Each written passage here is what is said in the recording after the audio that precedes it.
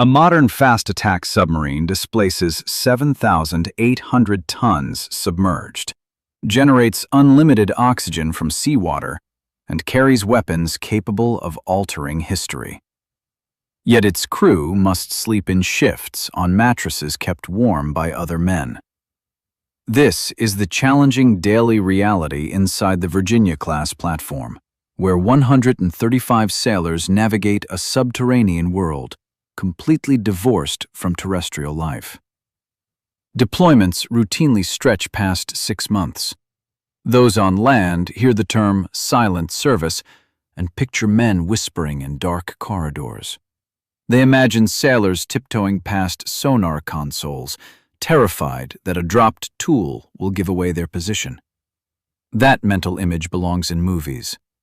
Inside a 377-foot steel hull, daily life operates on complex environmental systems rather than the hushed suspense depicted on cinema screens.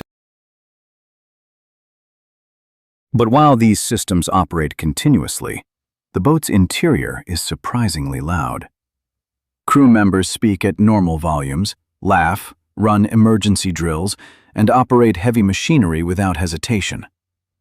The acoustic priority centers on physical vibrations radiating outside the pressure hull, which means heavy pumps and propulsion machinery mount on sound-isolating rubber rafts to avoid detection.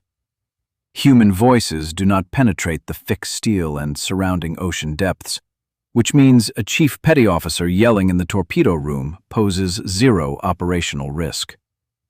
A poorly maintained circulating pump threatens detection. Only during specific tactical operations does the commanding officer order a different status, altering the entire lifestyle of the crew. This change of state silences the boat's internal routine, transitioning the platform from a cramped industrial workshop to a protected sanctuary. If discovering what actually happens beneath the waves interests you, subscribe to this channel, and you'll understand how these systems operate. When tactical high-stakes situations arise, the commanding officer orders a strict status known as RIG for ultra-quiet. When this order crackles through the internal speakers, the atmosphere changes instantly. The galley halts hot food preparation to silence the ovens, forcing the crew to eat cold meals. Watchstanders step into soft-soled shoes. Off-watch sailors must slide into their bunks to eliminate foot traffic, while all hands postpone maintenance involving metal contact to prevent acoustic energy from entering the surrounding water. Conversation dies. The ambient drone of the ventilation system drops, leaving a heavy hush that can persist for hours. When the boat finally exits this status, the hum of the galley oven signaling normal routine is the first sound to return, reviving the lively spirit of the crew. But while tactical silence presents temporary biological challenges, the historical watch schedule created a far more persistent disruption. For decades, the Navy disconnected these crews from the rotation of the Earth by running on a strict 18-hour day. Sailors stood watch for 6 hours and slept for 12, a grueling rotation that repeated 4 times every 3 calendar days without regard for daylight. This schedule ensured your internal clock never settled. The galley served breakfast at what your watch called 1900, which meant bodies existed in a state of permanent jet lag. Undersea warriors became sleepwalking zombies. Recognizing the danger to cognitive performance, the Navy officially transitioned to a standard 24-hour circadian schedule in late 2014, ending a half-century of biological exhaustion. This transition allowed sailors to align their biological rhythms with normal cycles, reducing fatigue during long deployments. But even with a stable 24-hour watch rotation, sailing without sunlight would quickly destroy a crew's rhythm. Therefore, the Navy engineered an artificial daylight cycle. Operating submerged for 80 days means existing without a single ray of natural light. Only the officer at the periscope catches a brief glimpse of the sky during routine observations, and even then, they view it through glass lenses. To compensate, the environment undergoes an engineered cycle. Tactical operations areas transition to a deep, blood-red lighting scheme at 0200 to stimulate needed melatonin production and preserve tactical night vision for watchstanders. White fluorescent tubes hum during nominal day hours to align the crew's biology with terrestrial time. It is an artificial cycle, but it successfully manages the human nervous system inside a closed environment. This deliberate lighting shift signals the brain exactly when to rest, serving as a necessary countermeasure against chronic insomnia that would otherwise degrade operational readiness on long patrols. If this look behind the steel hull resonates with you, take a moment to like this video to help the algorithm share it. Because biology requires more than synthetic light to survive, the atmosphere inside the pressure hull must also be entirely manufactured. Electrolysis units continuously split purified seawater into its base elements, venting the explosive hydrogen safely overboard while keeping the life-sustaining oxygen for the crew. Carbon dioxide is extracted using complex monoethanolamine systems, while catalytic burners eliminate trace organic contaminants. The resulting atmosphere remains breathable, but it carries a distinctive scent.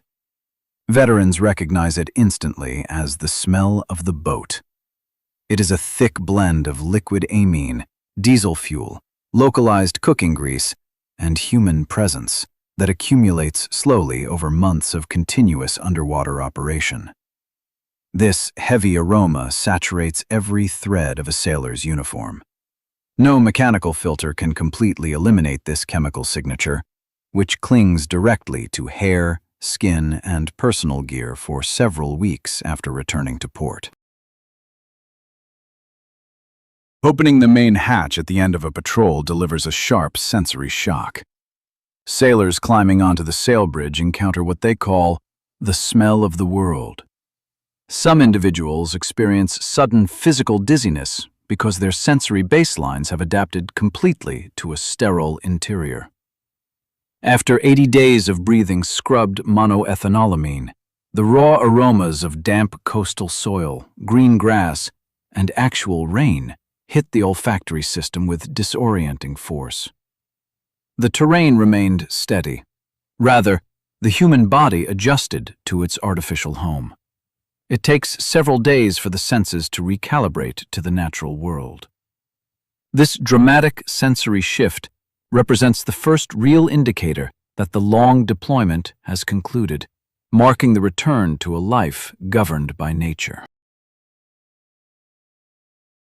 But while the outside world offers completely infinite space, returning to sea forces sailors back into a world where personal territory is measured strictly in inches. A standard rack measures exactly 6.5 feet long by 27.5 inches wide, offering a meager 20 inches of vertical headroom. Beneath the thin mattress lies the coffin locker.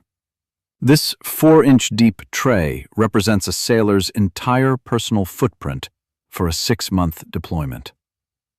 During high manning operations, junior crew members endure the ritual of hot racking, where 3 sailors share 2 bunks on a rotating shift. One crew member crawls into the mattress immediately after another departs for watch, leaving no time for the bunk to cool. This intimate arrangement forces an extreme level of close-quarters living that would quickly break the psychological resolve of most civilians accustomed to personal privacy. The modern Virginia class utilizes extremely efficient reverse osmosis plants to desalinate ocean water. This technology produces thousands of gallons of fresh water daily, yet consumption remains tightly regulated. The limit is the shower queue, not water availability. Up to 100 enlisted sailors must share just 2 small shower stalls, meaning delays are inevitable. To keep the flow moving, crew members practice the rapid Navy shower. This involves running the water briefly to wet down, shutting the flow off entirely to lather, and rinsing quickly to conserve the boat's finite daily supply. Such a strict, disciplined routine ensures every crew member maintains acceptable hygiene standards without putting unnecessary strain on the boat's critical auxiliary systems during deep-sea operations. On June 14, 2026, the U.S. Navy re-established Submarine Squadron 3 at HMAS Sterling in Western Australia to prepare for joint patrols. These deployments rely on a stretched fleet. To expand this capability, the Navy commissioned the USS Massachusetts on March 28, 2026, followed quickly by the USS Idaho on April 25, 2026. Meanwhile, Australia revised its acquisition plan on May 30, 2026, committing to purchase 3 operational Block 4 Virginia-class boats. Yet, domestic shipyards currently produce just 1.2 platforms annually. Such a structural production shortfall highlights the intense operational pressure placed on both the physical vessels themselves and the expert crews who keep them running under pressure. But because this intense operational environment reshapes basic human biology, these habits endure long after returning to port. A veteran will stand in a spacious kitchen and turn the water faucet off mid-rinse without thinking. They eat meals rapidly on a subconscious schedule. Waking at 0300 in a house that does not move, they might lie completely motionless, waiting for a relief watchstander who will never arrive. It is the lasting imprint of a world built on compromise, where human biology adapts to serve a steel machine. These actions prove how deeply the environment shapes them. The quiet transition back to a normal routine takes considerable time, as the human nervous system slowly uncoils from the constant, low-grade tension of operating hundreds of feet below the surface. If this story behind the silent service resonated with you, like and subscribe for more deep-sea insights.